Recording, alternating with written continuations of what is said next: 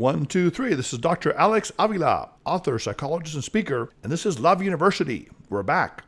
As always, we talk about how to love yourself, others, and a higher nature. And starting this week and the week before, we're doing a special guest lecture series where we bring the best experts in the world to talk about psychology, spirituality, relationships, and self-esteem to help you live the fullest life you can possibly live.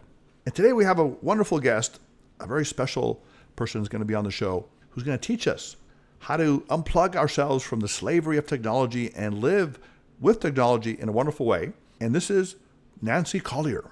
Nancy Colier is an LCSW therapist, interfaith minister, author, speaker, mindfulness teacher. She is the author of the book, The Power of Off, The Mindful Way to Stay Sane in a Virtual World. And she's a national speaker. She's been featured on Good Morning America, New York Times, and many other media, Psychology Today, and Huffington Post. And also, interestingly enough, she's spent 25 years as an equestrian, which I think is a horse person, if I'm not incorrect. Is that true, Nancy? That is true. An equestrian is a horse person, yes. Okay, so that means you ride horses, or what do you do with horses? I show horses. Well, for many, many years, I showed horses, and so you buy them young, and you teach them how to jump, and then you... Oh, okay. Interesting. Yeah. Now, the power of off, this is, to me, is a very, very interesting topic. And in honor of today, Nancy, I've turned off my phone, I turned off my internet, and it's just me and you right now, face to face. And the question I want to ask you, the idea of technology is, it can help us in many ways, but also it can also challenge us and maybe even bring obstacles. And the question is technology out of control in some ways? And in your book, you talk about younger people send an average of 110 texts per day. 90% of younger people, I guess you say 18 to 30, 18 to 25, sleep with their phone. And about 50% of people say they will go crazy without their smartphone. And they even bring them to their toilet, to the shower, to weddings and funerals. So what's going on, Nancy? Are we going crazy with technology? Yes, is the short answer. Okay. Technology is really no different than any other addiction. And we know that through the MRI studies. We know that as we watch people withdraw from technology. We know that because technology is being used to avoid anything we don't want to feel. We're using technology in all the ways we use any other substance. And we're hooked right now. The only real difference in this addiction is that we've all drunk the Kool-Aid. So we're all in. So with other addictions, what works in our favor, if we want someone to get off the addiction, is that sooner or later they're going to lose their work life, their relationship life, something that's important to them. With this addiction, unfortunately, it makes you part of the club rather than an outsider. So it's a very challenging addiction right now to face. But what we're seeing is that people are describing the same effects as we see in other addictions. They're struggling with loneliness. They're struggling with depression. They're struggling with, at rates that we've never seen before, ever, and suicidality and so on. That's an amazing thing. You even mentioned things like a person that spends all day on their Facebook and YouTube, and they don't even go outside for a beautiful day, and they don't talk to anyone. They're just immersed in their own inner world of technology. Or you said a woman who almost got run over by a taxi because she was checking her smartphone. And these are just everyday events. These are the norms. There are far more out there. I had a client recently who felt so virtual, had been living in the virtual world for so long that she convinced a doctor to take x-rays of herself to prove she had bones, that she was real. Okay. That's amazing. That's almost like a paranoid delusion or something. Yeah. Well, and from a very normal, non-psychopathic person. So we're seeing it show up in many, many ways. And one of the things that interests me very much is that people are describing not just feverish anxiety, but a lack of meaning in their lives. It's like we've disconnected from the things that really, truly nourish us as human beings. Right. We're chasing entertainment. We're chasing anything that's fast or immediate or easy or pleasure. But we're not enough right now. We're in a phase where we're not enough giving ourselves the real stuff that feeds our spirit. Yes, definitely. Now, I'm really on the same page with you. I'm a person that really doesn't like to use cell phones a lot, and even though I have to for business. And I remember when I was a kid, I was an only child and kind of introverted, but I used to love to read. I would read like 10 books a week. And one day my parents were worried. They said, where's Alex? Where's Alex? And I was sitting in a corner of the house contentedly reading a book. And I really like that, having that quiet space. And we don't have that today because we're all, constantly looking at email and text and things. But I do want to talk about one thing, though, or ask you, Nancy, before we get into, your book is really fascinating. You really cover a lot of fascinating points about what you call, I guess, a technoholic. Is that the term? Yep. People that are wrapped up in technology too much? Yep. So the point is, let's look at the other side of things, because I know we have even millennials and other generations listen to this and say, wait a minute, you guys are kind of fuddy-duddies, and don't you understand that the amazing power of technology, that we can get a job, we can get dates, we can find a soulmate, we can research our family that's lost, we can see movies, on our phone, there's an amazing number of things we can do now. How do you answer those people that say that? Well, of course. And what makes technology so challenging is, like anything that is simultaneously spectacular, Yes. and also very, very dangerous. So this book is not about becoming a Luddite. It is not. I love technology. Okay. Listen, one of the reasons that I wrote the book is I was addicted. Yes. I was a total email and text addict. And Yes. I had to stop and say, okay, I have to find a way to find freedom in technology, not from it. I like that. So Interesting. even the caves have Wi-Fi now. There's no to go. Yes. There's no escape from this. And the truth is, we don't want to escape. Right? I couldn't live my life without a GPS. I was born without a sense of direction. I love technology, Okay. right? So Nancy, let me ask you: Are you a Netflix binger? Are you one of those people that watches? You don't do I'm that? not. Okay. I have children, so Okay. I'm very, another reason that I wrote this book is because I was trying to navigate how do you raise healthy kids with self-esteem. Yes. Because so much of their life is going on in social media where, as we know, everyone is presenting a kind of false persona, this online identity, this Instagram life where even your neighbor is photoshopped, and the kids are comparing themselves to images that don't really exist or lives that don't really exist. So they're all struggling with self-esteem because they imagine a life that is not based in reality. That's interesting. Now, I like the phrase that you said, something like, "Is not to live without technology, but to live with it successfully," or what was the phrase that you said? Freedom in technology, not from it. Freedom in technology. So freedom is a very fascinating word, also a beautiful word. To be free means to, I guess, act from your natural authenticity, who you really are, and be your best self. Because you do talk about the idea of compulsion, and you said that people have lack of control with their relationship with technology. Tell us about the compulsion part of this.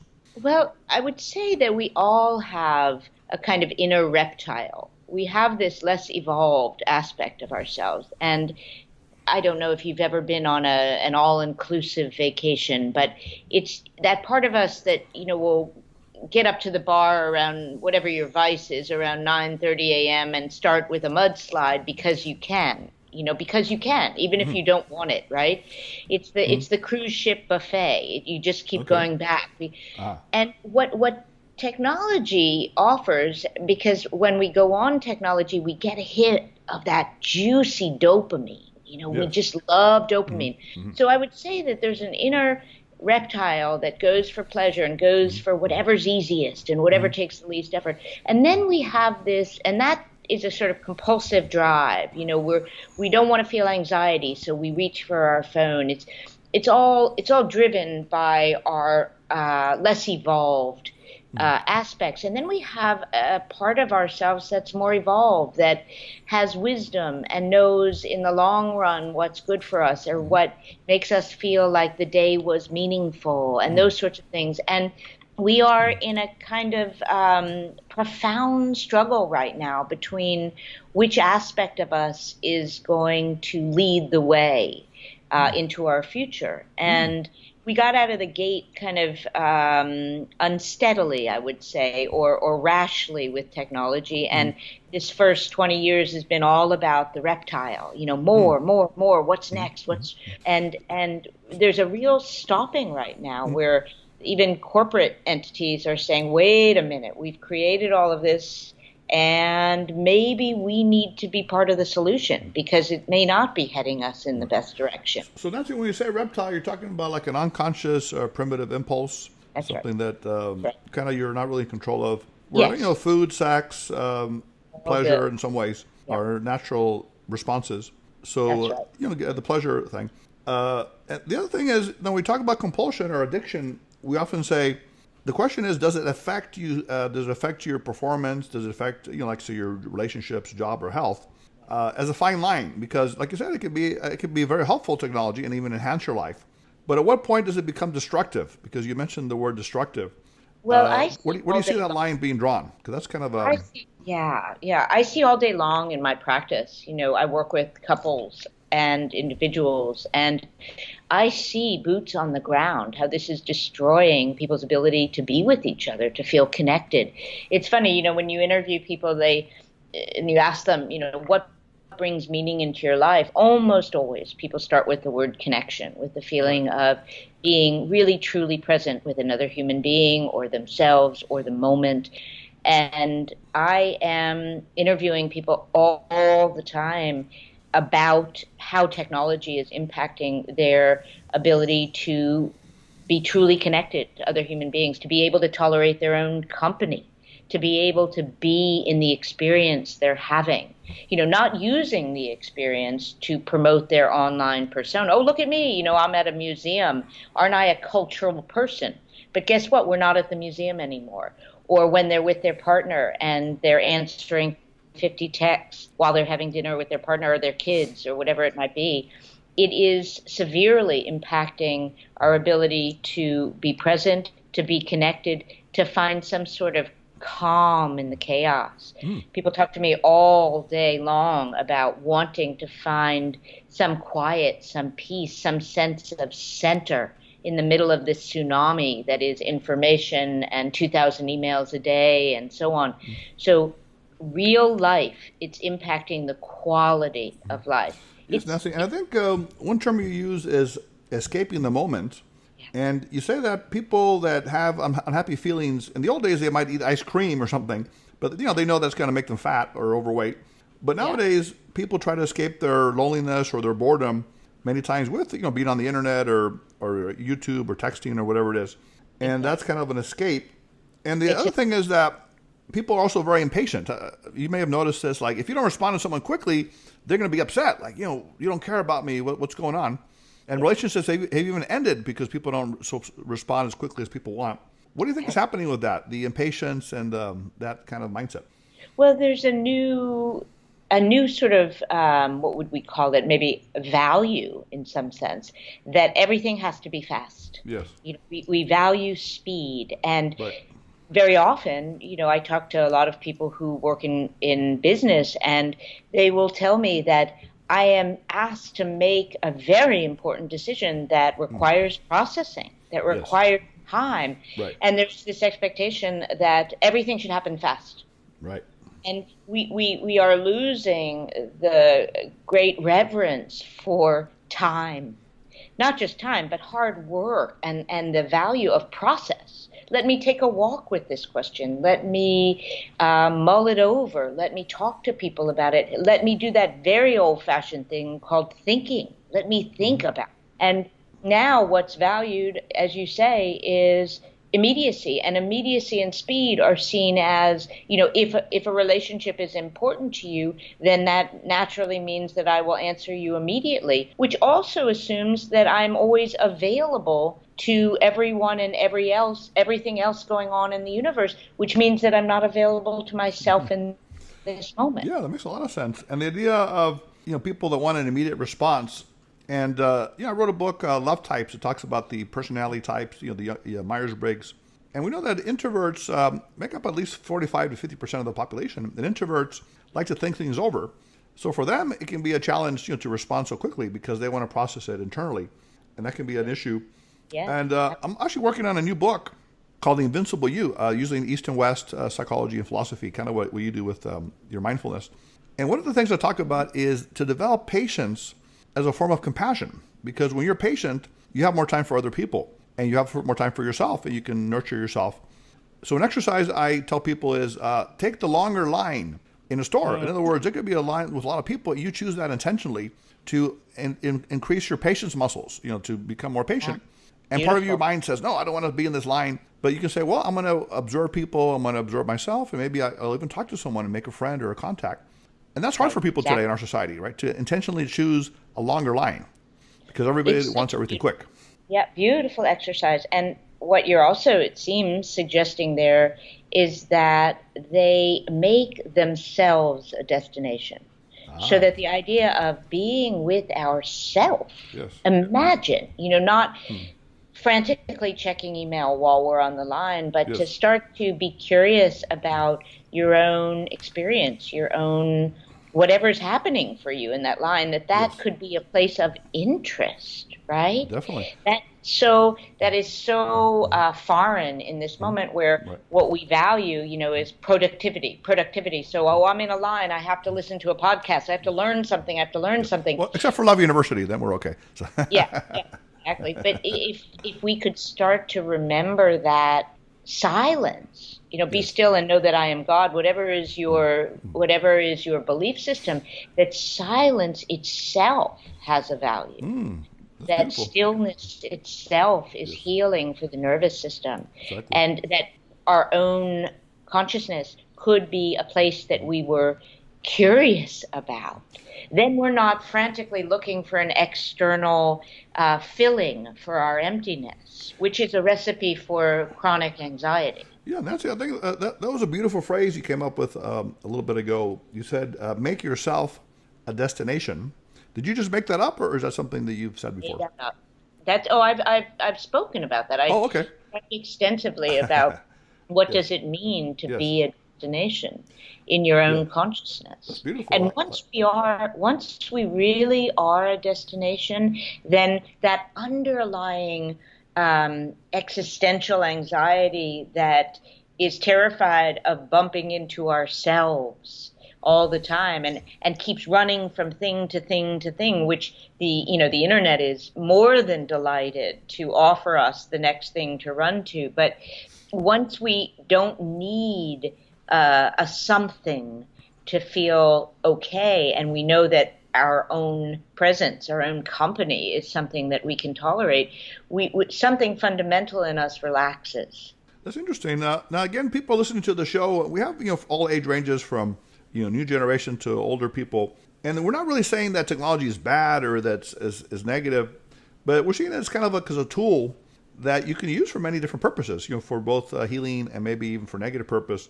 But there's a research that does show, and this is something interesting, that savoring the moment occurs when you share your experiences with others. So I used to think, when people take pictures of like sushi at restaurants, I thought that was silly. But research shows that actually that can be a positive thing because it shows that you're sharing your joy with your friends, and you actually feel better as a result. It's called savoring. Right. How do you react to that? So that kind of goes a little bit against the idea that it's a negative thing.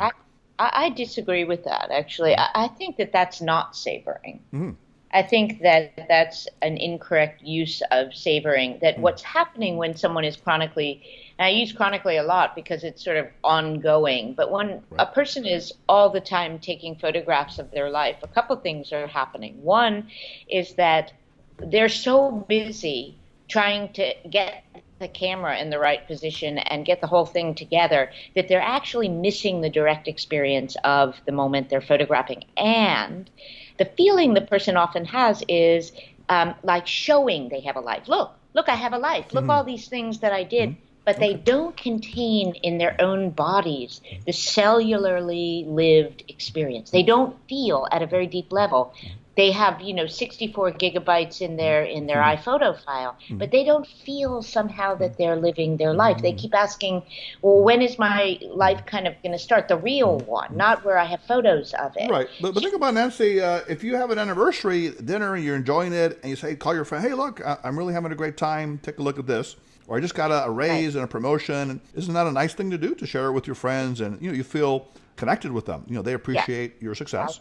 Alex, the thing is I really, I've been talking on the road about this book for a year now, and one thing I will say 100% is that we hate gray in this society. We hate and. So people always come to me and they say, well, what do you mean? So you're not supposed to, photograph your child's graduation from college? Yeah. None of this is black and white. None of this is black and white. What I speak to in the book is to be mindful. Of course, there's a wonderful place for it, but it's about spiritual autonomy to some degree, where we say, am I hiding inside my camera from my life? Am I showing up for my life? Where is it appropriate? There's sometimes it's appropriate, and there's sometimes and people will always want a list from me. Do I use it here? Do I use it there? Do I use it at is soccer game okay? And it's bigger than that. It's saying to really do an inventory of your life and contemplate for yourself. It's very personal.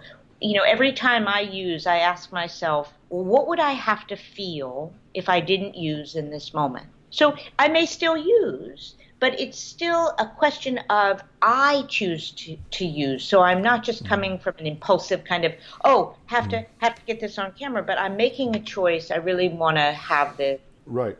Well, that's the thing where you're talking about, and you mentioned it in your practice with Eastern philosophy, is having the middle path, kind of the path of balance. So neither extreme may be healthy. And the idea of having a calm mind, I think equanimity is the term that people use for that. Exactly. And for example, let's say I'm going to give you two terms. You tell me what you think about it. So these are two extremes. Are you ready? Yep. Okay. On one side, we have information overload, which you talk about that there's so much information out there, and there's news and entertainment and politics and sports, and there's too much going on, which is probably maybe a negative thing for people. But on the other hand, there's the need to know, like curiosity. What if we want to learn more? Like, for example, I Google a word and I see another word, and I want to Google that and learn more about it. So how do you see that dichotomy there, the need to know and information overload? Right. So again, we're looking at what is balance? Where is equanimity here? So if, for example, a friend of mine who, when anything comes up that he can't remember, he's immediately Googling, what was the actor's name in that? He's immediately on. I do that too. yeah, and it's fun, and we all, we all delight in stuff like that. Yes. But I would say that we want to remember that there is a value in letting your mind find that information. So that if tomorrow I wake up, I go, oh my God, it was that guy. That's his name, right? There is a great pleasure in your mind's ability to go through all the file drawers and find that name, right? Yes. So I want, when I'm choosing all the time, sort of obsessively to, research, I could get that information, to be aware, am I doing that to avoid something? Am I doing that because I can't tolerate the experience of not knowing? Mm-hmm. Am I, I was on vacation a couple weeks ago, and I was riding in a vehicle over sand dunes, and the guy that was with me in the car spent the whole time researching, the area and giving us facts on the area. Yes. And I don't think he ever looked out the window. So say your need to know is also a way of avoiding the direct experience you're having. So what I'm trying to get the message out there is that sometimes taking that walk to the subway without learning something, without productivity or learning as my goal, and just wandering like a happy dog, without a destination or without something coming out of that experience, right? Because essentially what's happening at a deeper level is that we have a direct experience of life that happens through the senses. And we also have an experience of life that happens through the mind, which is all the information and what we're learning and what we know and so on. And as technology amps up the mind and gives more food for the mind, what it's doing is solidifying the mind's place as the only host of our life, if you will. We only experience life through the who, what, where, when, and why of the mind. And we're losing the connection with the body's lived experience of life or the heart's experience of life as the mind kind of kidnaps every experience. Yeah, that's really fascinating. Living in the head, living in your head all the time and not living from the outside world. Yes. Now, I'll give you another one now, Nancy. Relationship interruption versus relationship building. So relationship interruption, I think you said something like you came home from work one day and you nodded to your children and then you went straight to your email. Something like that, or people that are out with people or even on a date or something and everyone's checking their texts and they're not interacting. On the other hand, though, relationship building is that, nowadays we can find love online. We can find perhaps even our soulmate. We can find lost family members. We can find adoptive or birth parents. We can talk to people across the world that we never would have met through video chat. So how do you see the fine line in there, relationship building versus relationship interruption? Both. What you're doing very, very mindfully, right, is pointing out this vast bothness that technology is, the contradiction of those two, and everything resolves in contradiction, right? So again, the answer, which is a very sort of unsexy answer, is that we have to be conscious. We have to be aware of how are we using. So if someone is finding their soulmate through Tinder, let's say, and then when they get to that coffee with that person, that they're putting their phone away and actually being present with that person. Or if we are away for 2 weeks from our kids and we're FaceTiming, how wonderful, right? But that we also are conscious that when we're in the room with them, that we are mindful of giving them our full attention. So it's how we are using it to connect ourselves. What I've seen very much is that our communications are beginning to look a bit more like tweets, so that we communicate in a very sort of shallow, superficial, top layer. And then when things get tricky or there are bumps, people are out. They ghost. They're gone, right? It's not easy. Relationship. I think the term ghosting, isn't that when people disappear or something like that? Yes, with no word, right? So there's this expectation, like with everything else that we talked about, that things should be easy. It's being applied to relationships, and God knows if you get to a certain age, that nothing about easy applies to relationships. So if we bring that same value system of I want it to be fun and easy and immediate and kind of entertaining, if you will, if that is what drives us in intimate relationship, then we're not going to do too well. We're not going to go very far. Interesting. Now, you also mentioned, this is a very interesting term, you call it hyper availability, is like being too available. And I remember when I grew up, there was no internet, there was no phone. I kind of like that. I didn't have to constantly answer texts and phone calls like I do today, or emails. And you talk about the idea that people either feel guilty that they're not more available to others, quickly or available, or that people have their importance judged on their availability. Like if I'm available, I'm important, or if I'm not, I'm not. So how do we deal with that part of it, this hyper availability? One of the things that I counsel people that come to me with is arrange with your friends. Let them know that I don't always pick up texts all the time, because it's expectation that when you text, I'm available, I'm getting it, and I'm available to return it. And if I don't, there's something dreadfully wrong in our relationship, or I'm angry, or what have you. So one of the things that we can do is to just set up a text policy with people in your life. So at 5 o'clock, I'll get back to you during the day, but I'm not available to text. Is there a way to do that automated-wise, to put in your phone that it says, I will answer within 24 hours? Is that possible? It generally, I don't know of an auto response yet in the text world, but I believe that I think someone told me that they are developing that. All right, so there's, as far as we know, there is no automated thing, no, for that. There's for email, though, I think. You can do that. But automated thing could be your mouthpiece sharing with your friends, perhaps in a universal email, letting you know. Because it's really curious, because it's funny, we're available to everyone else on the planet, but we're not available to ourselves. We're not available. Exactly. We feel guilty taking time away. You said we're emotional robots answering every single text or call immediately. Yes, and I can tell you with my friends and certainly with my teenager, this last week we were out of town for the holiday, and the taking away her device is like taking away crack from an addict. But Yes. then within 8 hours, 6 to 8 hours, she is a different person, and she's so grateful that she's Really? not available to her friends or the social world, Okay. that she doesn't have to check, that she doesn't have to stay, because the pressure, particularly on young people, to stay in the loop, in this, every group chat, everything, with this terror that if you miss a moment, you'll be out. So that kind of having to, we're living in a state of fight or flight all the time, available. Yeah. This is a state that in other times in our history was only true that when perhaps someone was on the verge of dying. Right, of course. The phone was old. Exactly. But I counsel people to take breaks in their day, and certainly not start their day. So Nancy, if I take away your cell phone for a day, are you going to be cool with that? Are you going to? Oh, I'd be delighted. I'd be delighted. Are you serious? Yeah. Because most people, if they lose their phone, they have a panic attack, or if they don't have it. That's right. The first, I had my whole system go down, and it was an hour or two of sort of panic, and then I settled into, I know how to be.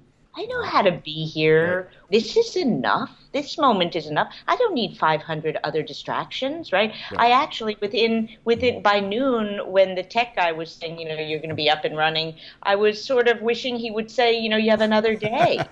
Okay, that's interesting. So going back to the old school. Yeah.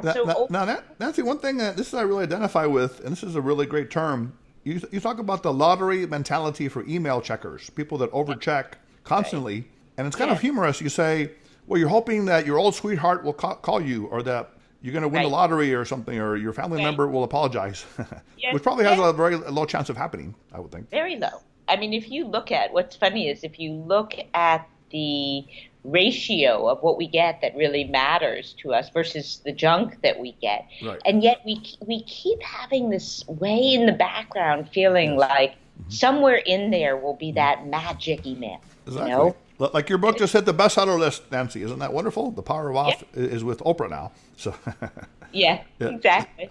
So how do we get rid of that lottery mentality? Because we do have that. We always think, there's something important out there, or something great that we're going to get. What I try and point people to, and myself included, of course, is when I'm checking, I just ask that I'm conscious, that I become more aware of why am I really checking. And usually I'm checking not because I'm expecting something from the president, but I'm not wanting to be with what's here in my present moment. Sometimes, of course, I'm checking because I'm expecting something. Of course. But often I'm checking because maybe I'm a little bored, or maybe I'm feeling uncomfortable. Maybe I don't know what to do. Or maybe I don't feel like being with myself, or a feeling I've had, or something. And so I just ask that I and those that come to me take the pause and be curious about, what am I really checking about now? And listen, maybe it is because I want that old boyfriend to apologize and say we're on. I don't know. Whatever it is that somebody wants. But to be more conscious, because when we're conscious, we feel in control of our lives. When we're just reacting, this sort of impulsive reptilian drive, we don't feel very good about ourselves. We don't feel that we are in charge of our lives. Right. Well, but Nancy, the idea that sometimes we need to take a little distraction, a little coffee, a little tea, maybe a little internet. We're working hard and we need a change of pace. Do you see a value in that? Using it as a kind of a change up? Absolutely. And I'm all for caffeine. I'm and I'm all for using the internet wisely with a sense of self-compassion that, hey, listen, sometimes I need to binge on Netflix, or sometimes I need to just research shoes, and I want a break from presence. Right. So if you do it consciously, you're saying that's okay because you're consciously doing it. Absolutely. And give yourself a break that, I love researching vacations, right? It's super Yes. fun, and half the time I'm not going to do anything with it, but that pleasure is allowed, but Yes. conscious.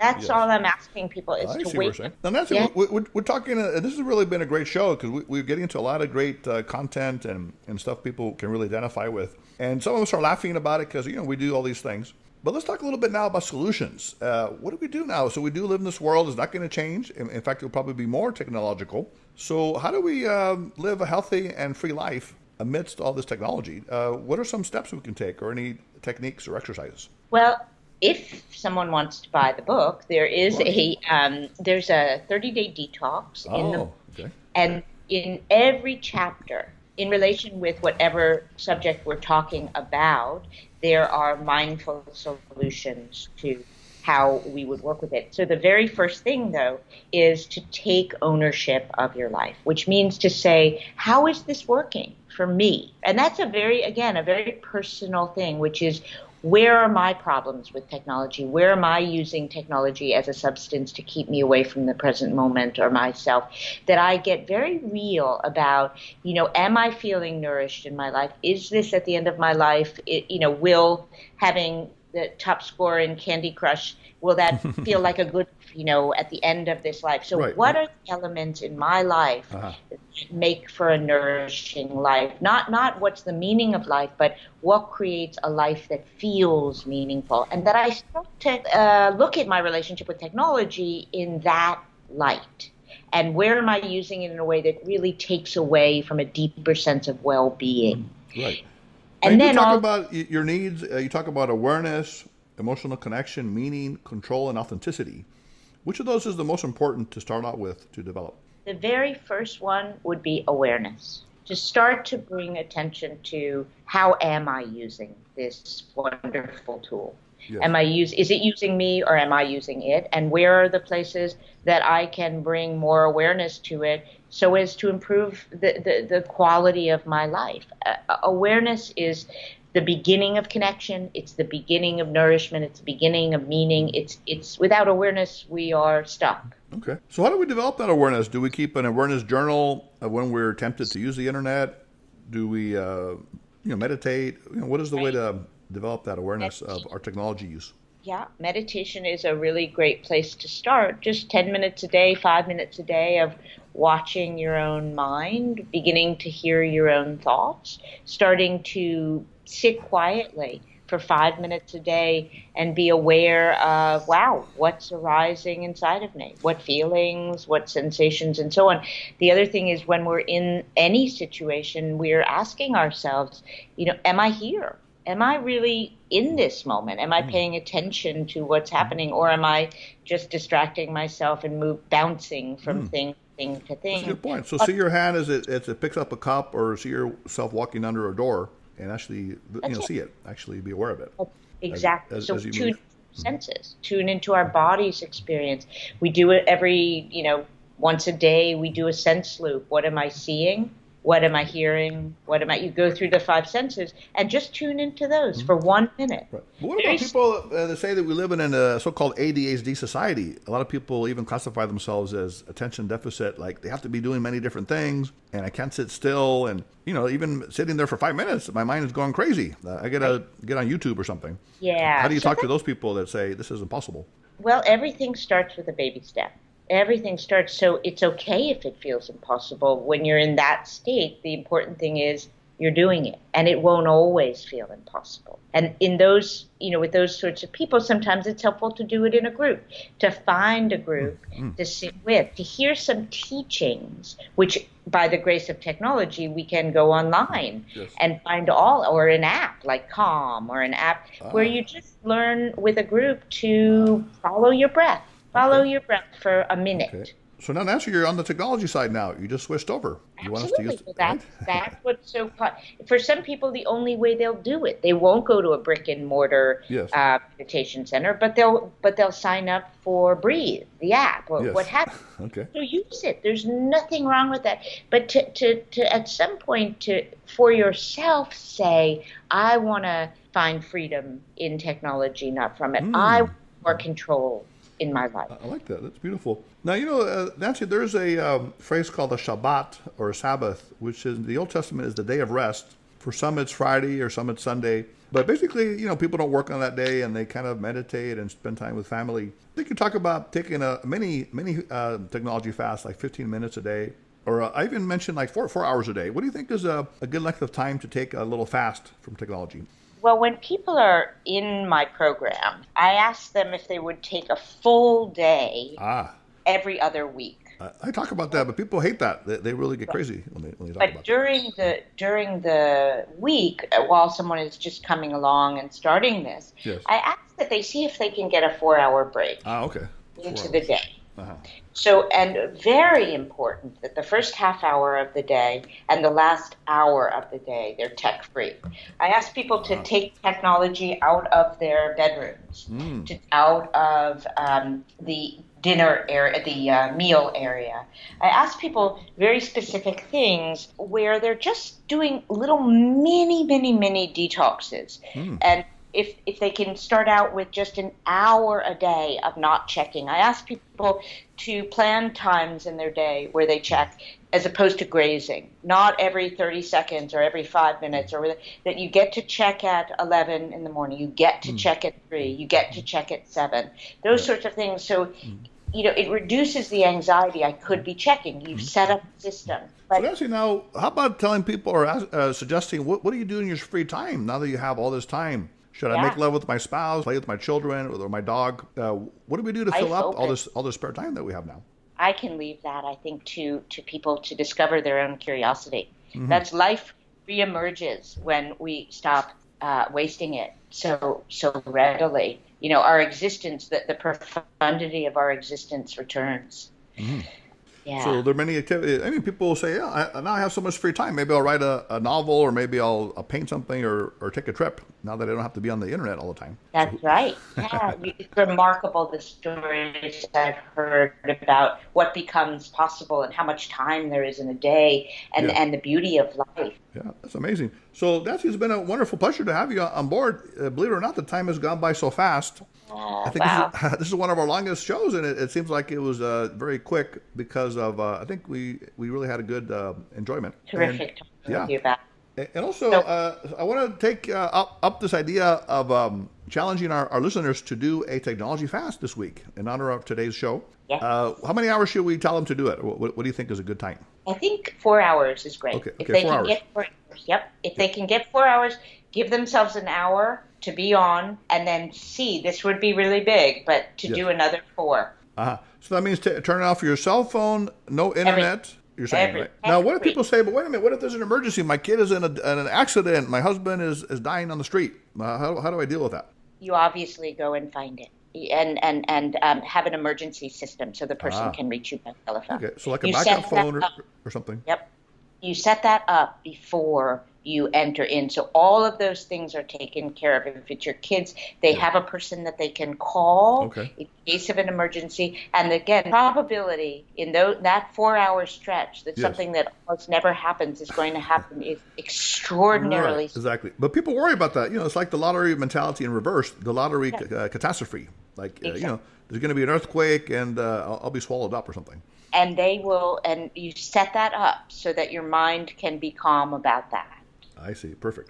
Well, Nancy, where can we listeners get a hold of you, and websites and books and things that you have so they can learn more about you? So www.nancycolier.com, and it's one L. Everybody gets confused, but that is a great place to see all my work and everything, and reach me through that. And this book, The Power of Off, is out now, and also my book before that, which is called Inviting a Monkey to Tea. Is that like the monkey mind that is chattering all the time? Is that the one we're talking about? Okay. That's exactly what it is. That's beautiful. Which technology kicks into full gear. So all of those are ways to reach me. Excellent. And you're a therapist, so you do, I guess, work with people individually? I work individually and with couples in psychotherapy, and I also do spiritual consulting. Oh, beautiful. And particularly about this idea of creating a meaningful life. Do you ever get out? I'm in LA. I think you're in New York. Do you ever get out here? Maybe we can collaborate or something in the future. Absolutely. Yeah, I'd love to. I Yeah, do sounds all good. the time, actually. Yeah, fantastic. All right, Nancy, it's been a pleasure. And again, anyone here at Love University, if you want to talk about today's show, ask us any questions, or even be a guest on the show, you can reach us at lovetype4u@aol.com. That's LOVETYPE, the number 4, letter U at AOL.com. Our website, loveuniversity.love, and 310-226-8090. So, Nancy, it's been a wonderful pleasure. So My delight. let's turn off everything. We're going to turn off the stuff we're doing right now, okay, for a little bit. And Yeah. but it's a miracle we can talk to you right now through this vehicle we're using here, Yes. the technology, right? That's the good part. And then, well, everyone here at Love University, put away your iPads, your notepads, and if you're old-fashioned, put away your pens and pencils. The university session is now closed for today. Our guest lecturer, Nancy Colier, has been a pleasure. Until next time, this is Dr. Alex Avila.